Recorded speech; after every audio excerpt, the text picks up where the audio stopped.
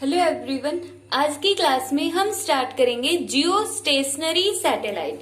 तो यहाँ पे जियो वर्ड का मीनिंग होता है अर्थ, जो हम ग्रेविटेशन के फर्स्ट लेक्चर में भी पढ़ चुके हैं। स्टेशनरी वर्ड का मीनिंग होता है रेस्ट, और सैटेलाइट मीन सैटेलाइट। तो जियो स्टेशनरी सैटेलाइट का मीनिंग क्या होगा? वो सैटेलाइट जो अर्थ के विद रिस्पेक्ट टू क्या होंगे? रेस्ट में होंगे।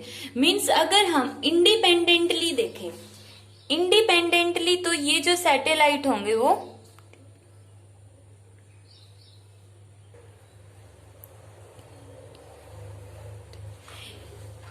वैसे अगर इंडिपेंडेंटली देखेंगे तो ये जो सैटेलाइट होंगे वो मूव कर रहे होंगे, बट अर्थ के विद रिस्पेक्ट टू ये सैटेलाइट कैसे होंगे? रेस्ट में होंगे। जैसा कि इस इमेज में देख रहे हो, यहाँ पर जो सैटेलाइट है वो क्या कर रहा है? रिवॉल्व कर रहा है, अर्थ के अराउंड में रिवॉल्व कर रहा है। अब हमें पता है अर्थ भी क्या होती है? रिवॉल्व कर रही है। तो अब अर्थ के विद रिस्पेक्ट टू अगर कोई पर्सन, जैसे ये अर्थ है, अर्थ पर कोई पर्सन यहाँ पर है और जो सैटेलाइट है वो भी यहाँ पर है। अब जब अर्थ मूव करके ये पर्सन है कुछ टाइम बाद यहाँ पर आ गया, तो सैटेलाइट भी अगर घूमकर इस पोजीशन से कहां पर आ गए? यहाँ पर आ गया, तो हम बोलेंगे कि अर्थ के विद रिस्पेक्ट टू सैटेलाइट क्या हो गया? रेस्ट में हो गया। वैसे इंडिपेंडेंटली वो अर्थ के चारों तरफ मूव कर रहा है, तो इसको हम बोलते हैं जियो स्टेशनरी सैटेलाइट। और जिस ऑर्बिट में ये सैटेलाइट मूव करता है, जिस ऑर्बिट में ये सैटेलाइट मूव करता है, उस ऑर्बिट को हम क्या बोलते हैं? जियो साइंक्रोनस, जियो साइंक्रोनस ऑर्बिट। उस ऑर्बिट को हम बोलेंगे जियो साइंक्रोनस ऑर्बिट। तो अब हम इनकी डेफिनेशन लिख लेते हैं। तो ये हो गई इसकी definition. Geostationary mean the satellite which is at rest with respect to earth. जो अर्थ के विद रिस्पेक्ट टू कैसा होगा? रेस्ट में होगा, उसको हम क्या बोलते हैं? Geostationary satellite. और इंडिपेंडेंटली वो मूव कर रहा होगा। और जियो साइंक्रोनस ऑर्बिट की डेफिनेशन क्या होगी? The orbit of such satellite is known as, such satellite means the orbit of geostationary satellite. यहाँ पर जैसे अगर इंडिपेंडेंटली डेफिनेशन आती है, जैसे एग्जाम में पूछ लेते हैं या कोई पूछ लेता है कि जियो स्टेशनरी ऑर्बिट क्या होता है, तो वहां पे सच नहीं बोलेंगे, the orbit of geostationary satellite बोलेंगे। Geostationary satellite, the orbit of geostationary satellite is known as geosynchronous orbit. अगर कंप्लीट टॉपिक में आता तो हम सच वर्ड का यूज कर सकते हैं, बट अगर इंडिपेंडेंटली ये डेफिनेशन पूछी जाती है तो ये लिखेंगे कि the orbit of geostationary satellite is known as geosynchronous orbit. अब यहाँ पर जो सैटेलाइट है, ये कोई भी सैटेलाइट अगर हम लेते हैं, कोई भी सैटेलाइट हमने लिया, वो जियो स्टेशनरी सैटेलाइट कब बनता है? वो जियो स्टेशनरी सैटेलाइट कब बनेगा? इसके लिए कौन सी कंडीशन को उसे फुलफिल करना पड़ेगा? कौन सी कंडीशन ऐसी होगी जिसको फुलफिल करने के बाद कोई भी सैटेलाइट है वो कैसा बन जाता है? जियो स्टेशनरी सैटेलाइट बन जाता है। तो हम उसकी वो कंडीशन स्टडी करते हैं। अब फर्स्ट कंडीशन है the time period of satellite in a circular orbit. जिस सर्कुलर ऑर्बिट में ये सैटेलाइट मूव कर रहा है उसका टाइम पीरियड किसके इक्वल होना चाहिए? Must be equal to rotational period of earth. जो अर्थ का रोटेशनल पीरियड है उतना ही, और अर्थ का रोटेशनल पीरियड कितना होता है? 24 आवर्स। अब यहाँ पे 24 आवर्स क्यों लिया? क्योंकि हमें तो उसकी एक्सिस पर देखना है। मीन जैसे हमने ये अर्थ कंसीडर की है, ये अर्थ है और इसके अराउंड में ये सैटेलाइट है, इसके अराउंड में ये क्या हो गया? सैटेलाइट हो गया। तो जो अर्थ ऐसे अपनी एक्सिस पर ये अर्थ रिवॉल्व करेगी, तो यहाँ पे जो सैटेलाइट होगा, अब ये पर्सन मान लो इस कैप का ये वाला पोर्शन है वो एक पर्सन है, वो मूव कर रहा है अर्थ के साथ। अब देखो जो सैटेलाइट होगा इसके चारों तरफ का जो सैटेलाइट रिवॉल्व करेगा वो इस कैप के इसके साथ ही मूव करना चाहिए, इस तरह से। तो मीन्स जब ये अर्थ अपनी इस एक्सिस पर ऐसे रोटेट करेगी तो जो सैटेलाइट होगा वो भी इतनी ही स्पीड से रोटेट करना चाहिए। तो मीन्स जब ये अर्थ अपनी एक्सिस पर 24 आवर्स में एक राउंड कंप्लीट करती है, तो जो सैटेलाइट होगा उसका टाइम पीरियड भी अपने ऑर्बिट में कितना होना चाहिए, 24 आवर टाइम पीरियड होना चाहिए। उसकी स्पीड मीन्स उसकी जो वेलोसिटी है वो डिफरेंट हो सकती है। वेलोसिटी सेम होगी वो कोई कंपलसरी नहीं है। वेलोसिटी तो वैसे भी यहाँ पे डिस्टेंस अर्थ के सेंटर से ज्यादा हो जाएगी, तो वेलोसिटी में तो चेंज होगा ही, बट टाइम पीरियड क्या होना चाहिए उसका सेम होना चाहिए। और कितना होना चाहिए, 24 आवर्स टाइम पीरियड होना चाहिए। तो ये थी इसकी फर्स्ट कंडीशन कि कोई भी सैटेलाइट, जियो स्टेशनरी सैटेलाइट कब बनता है, जब उसका टाइम पीरियड कितना होगा, 24 आवर्स होगा। अब हम देखते हैं सेकंड कंडीशन। नेक्स्ट कंडीशन है the direction of rotation of satellite. जो हमने सैटेलाइट लिया जिसको हम जियो स्टेशनरी सैटेलाइट बनाना चाहते हैं, उसके लिए सेकंड कंडीशन क्या होनी चाहिए कि जो उसकी डायरेक्शन ऑफ रोटेशन है must be same as that of earth. जो अर्थ की डायरेक्शन ऑफ रोटेशन है वही होनी चाहिए। अब हमें पता है अर्थ रोटेट करती है फ्रॉम वेस्ट टू ईस्ट। अर्थ अपनी एक्सिस पर किस डायरेक्शन में रोटेट कर रही है, वेस्ट से ईस्ट की तरफ। अगर हम यहाँ पे वेस्ट मान लेते हैं, यहाँ पे ईस्ट हो गया, तो अर्थ रोटेट करेगी इस तरह से। जैसे ये हो गया वेस्ट, तो वेस्ट से ईस्ट की तरफ वो रोटेट कर गई। तो जो सैटेलाइट हमने लिया है उसकी डायरेक्शन भी क्या होगी, वेस्ट टू ईस्ट डायरेक्शन होनी चाहिए।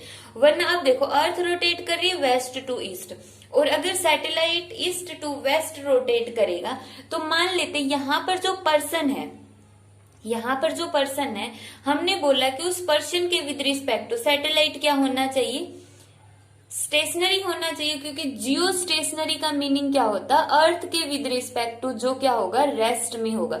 अर्थ का मतलब क्या है, अर्थ पर जो प्रेजेंट पीपल है उन्हीं को तो हमने अर्थ का नाम दिया है। यहाँ पे अर्थ का मतलब सिर्फ एक प्लेनेट नहीं है, अर्थ का मतलब जो यहाँ पर पर्सन खड़ा है, यहाँ पर इस जगह पर जो पर्सन खड़ा उसके विद रिस्पेक्ट टू भी ये सैटेलाइट क्या होना चाहिए, रेस्ट में होना चाहिए। अब ये पर्सन अर्थ रोटेट कर रही है वेस्ट टू ईस्ट, तो ये पर्सन वेस्ट टू ईस्ट इस डायरेक्शन में चला गया। और अगर सैटेलाइट यहां से मूव करेगा तो देखो ये पर्सन तो यहाँ पर पहुंच गया और सैटेलाइट यहाँ पर चला गया, तो रेस्ट में नहीं हुए। तो इसका मतलब फिर सैटेलाइट जियो स्टेशनरी सैटेलाइट नहीं बन सकता। बट अगर हम सैटेलाइट की डायरेक्शन भी क्या लेंगे, वेस्ट टू ईस्ट ही लेते हैं, तो जैसे ये पर्सन यहाँ पर गया, ये सैटेलाइट यहाँ पर चला गया, तो जियो स्टेशनरी सैटेलाइट हो गया कि जब कोई भी सैटेलाइट अर्थ के विद रिस्पेक्ट टू रेस्ट में रहेगा, और इसके लिए उसकी डायरेक्शन ऑफ रोटेशन भी क्या होनी चाहिए, सेम होनी चाहिए। और यहाँ पर अर्थ के विद रिस्पेक्ट टू का मतलब अर्थ पर खड़े हुए यहाँ पे पर्सन से भी है। ऐसा नहीं कि सिर्फ अर्थ एक प्लेनेट की फॉर्म में ही हम उसको एक्सप्लेन कर रहे हैं। अर्थ के ऊपर जो पर्सन खड़ा है उसके विद रिस्पेक्ट टू भी ये सैटेलाइट क्या होना चाहिए, रेस्ट में होना चाहिए। नेक्स्ट हम निकालते height of satellite from the earth surface. Earth के सरफेस से जो सैटेलाइट की हाइट है वो कितनी होनी चाहिए। तो हाइट के लिए हम ऑलरेडी फॉर्मूला पढ़ चुके हैं। तो फॉर्मूला क्या था, T square R square G divide by 4 pi square, और इसकी पावर 1/2 माइनस आर। ये हम अपने प्रीवियस लेक्चर के अंदर स्टडी कर चुके कि ये फॉर्मूला कहाँ से आया। अब हम हाइट निकालते कि अर्थ के सरफेस से कितनी होनी चाहिए। टाइम कितना होना चाहिए सैटेलाइट का, 24 आवर, 24 आवर। अब यहाँ पे लिख लेते हैं हम, इसके अंदर ज्यादा हो जाएगा वरना कैलकुलेशन। टाइम कितना होगा, 24 आवर। अब एक घंटे में कितनी सेकंड होती है, 1 hour is equal to 3600 second. तो 24 में कितनी हो जाएगी, 24 मल्टीप्लाई बाई 3600 सेकेंड। उसके बाद यहाँ पे रेडियस कितनी होगी, रेडियस ऑफ अर्थ कितनी होगी, 6.4 इंटू 10⁶ मीटर। तो रेडियस की भी वैल्यू हमने निकाल ली। जी की वैल्यू होगी 9.8 मीटर पर सेकेंड स्क्वायर। तो सभी की वैल्यू आ गई। पाई की वैल्यू कितनी होगी, 3.14।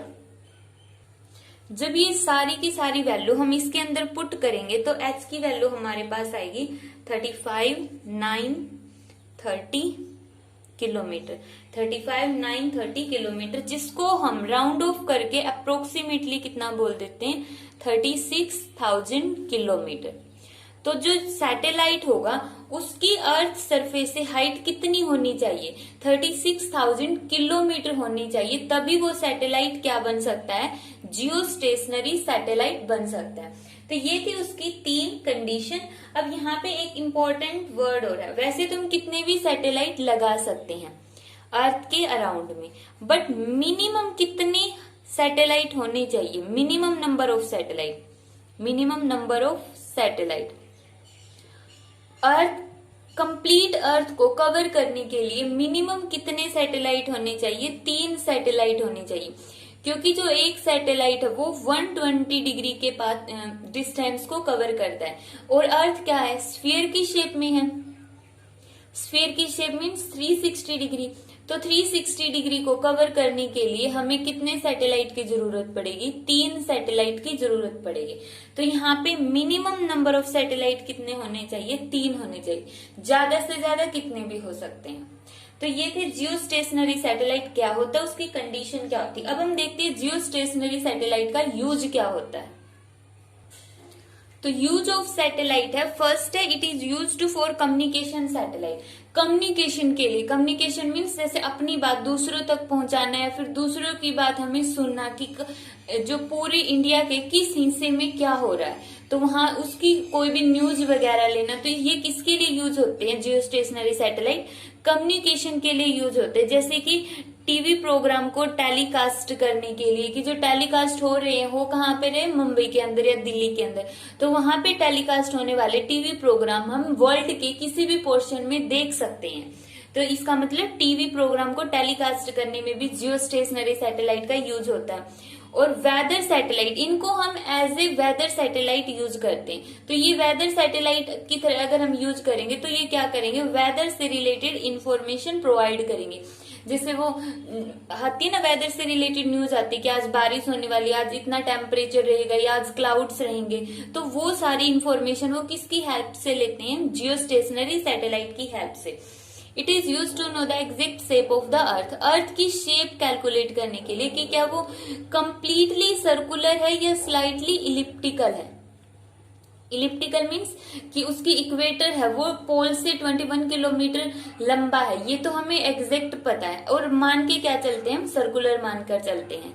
तो अर्थ की एग्जैक्ट शेप को कैलकुलेट किसकी हेल्प से किया जाता है, जियो स्टेशनरी सैटेलाइट की हेल्प से। तो ये तो था जियो स्टेशनरी सैटेलाइट। नेक्स्ट सैटेलाइट है पोलर सैटेलाइट।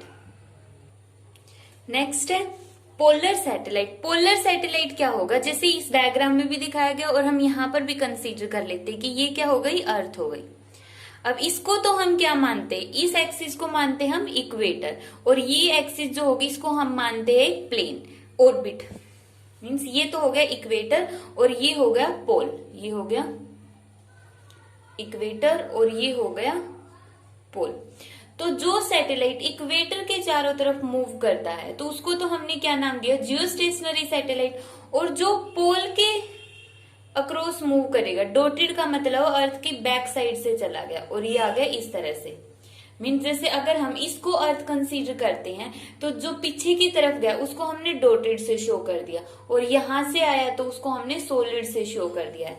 तो यहाँ पे इसको हम क्या बोलते हैं, पोलर सैटेलाइट बोलते हैं। पोलर सैटेलाइट क्या होगा, the satellite whose orbit passing through the north south pole. इसको हमने मान लिया नॉर्थ पोल और ये क्या होता है, साउथ पोल होता है। ये हो गया नॉर्थ और ये हो गया साउथ। तो एक सैटेलाइट का वो ऑर्बिट जो कहां से पास होता है, नॉर्थ एंड साउथ पोल से पास होता है, उसको हम क्या बोलते हैं, पोलर सैटेलाइट्स बोलते हैं। अब जियो स्टेशनरी सैटेलाइट की तो हाइट कितनी थी, 36,000 किलोमीटर थी अर्थ के सरफेस से, और इन सैटेलाइट्स की जो हाइट होती है वो कम होती है। इनको हम बोलते हैं लो ऑर्बिट सैटेलाइट, लो ऑर्बिट सैटेलाइट। कितनी कम होती है ये अप्रोक्सीमेटली डिपेंड करता है कि कितनी हाइट के लिए बनाते हैं, और इनकी हाइट अप्रोक्सीमेटली 200 किलोमीटर से लेकर 1000 किलोमीटर तक वेरी करती है। जनरली हम अगर गूगल पे सर्च करते तो पोलर सैटेलाइट की हाइट दिखाता है 879 kilometre from the earth surface, और ये वेरी करती है 200 किलोमीटर से लेकर 1000 किलोमीटर तक। तो ये इंफॉर्मेशन हमें गूगल पर मिल जाती है कि जो पोलर सैटेलाइट्स है वो अर्थ की सरफेस से कितनी हाइट पर लगे हुए हैं। पोलर सैटेलाइट का दूसरा नाम क्या है? Remote sensing satellite. Remote sensing satellite का मीनिंग क्या होता है कि किसी भी ऑब्जेक्ट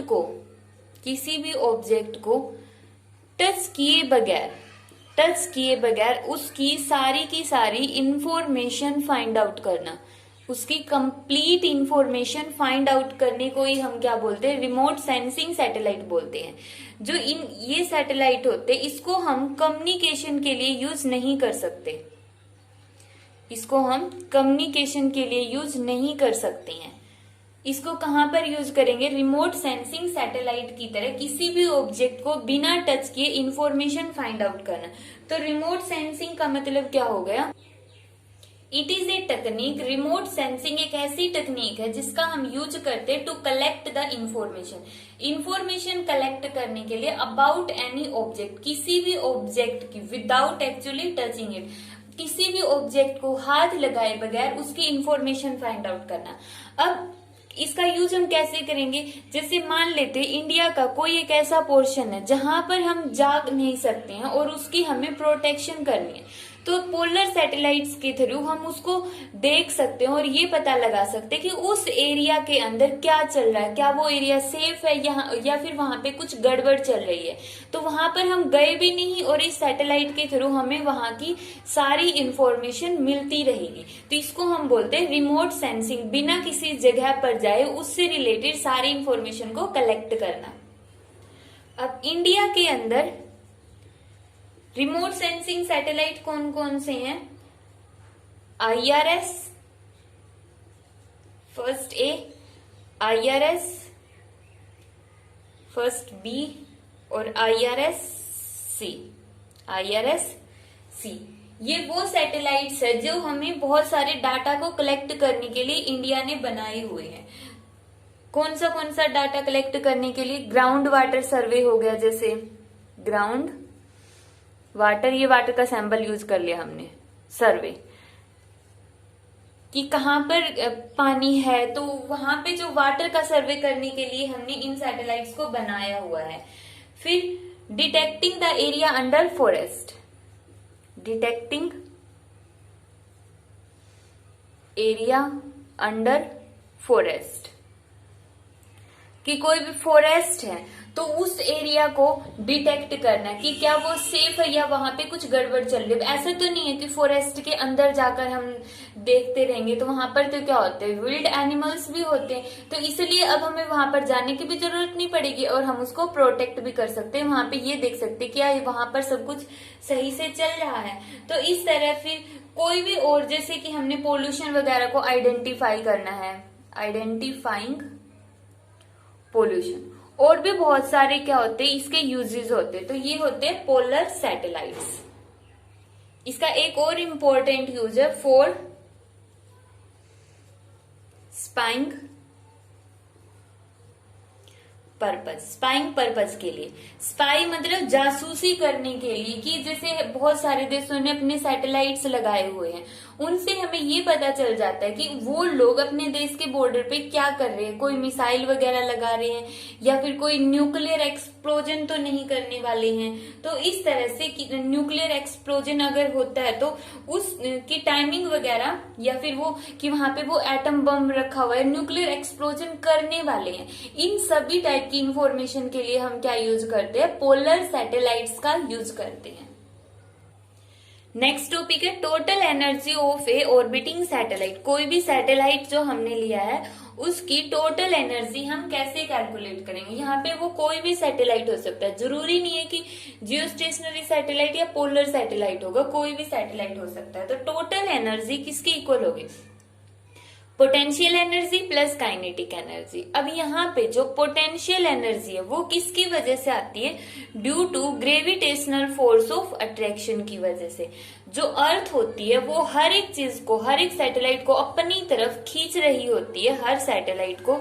तो इस किस फोर्स से?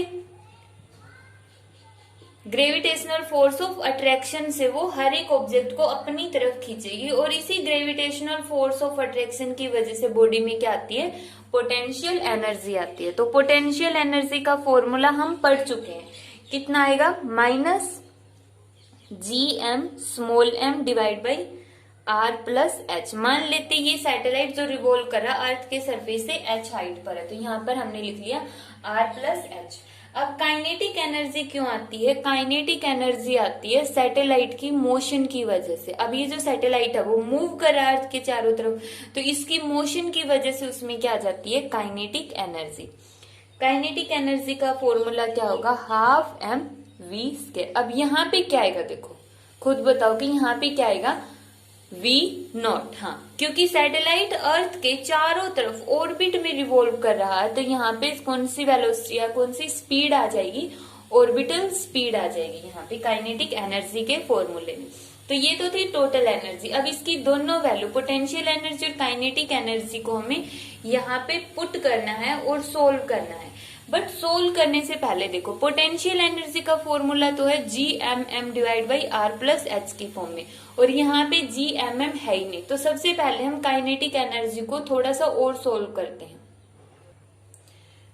अब जब कोई भी सैटेलाइट है वो सर्कुलर पाथ में रिवॉल्व करता है, तो वहां पर जो सेंट्रीपिटल फोर्स होगा वो कौन देगा, जो उस सैटेलाइट के और अर्थ के बीच में ग्रेविटेशनल फोर्स होगा। जो ये अर्थ हो गई और इसके अराउंड में जो सैटेलाइट रिवॉल्व कर रहा है, तो अर्थ इसको अपनी तरफ अट्रैक्ट करेगी, कौन से फोर्स से, ग्रेविटेशनल फोर्स से। और ग्रेविटेशनल फोर्स की वैल्यू कितनी होती है, ग्रेविटेशनल फोर्स की वैल्यू होगी GMM डिवाइड बाई R²।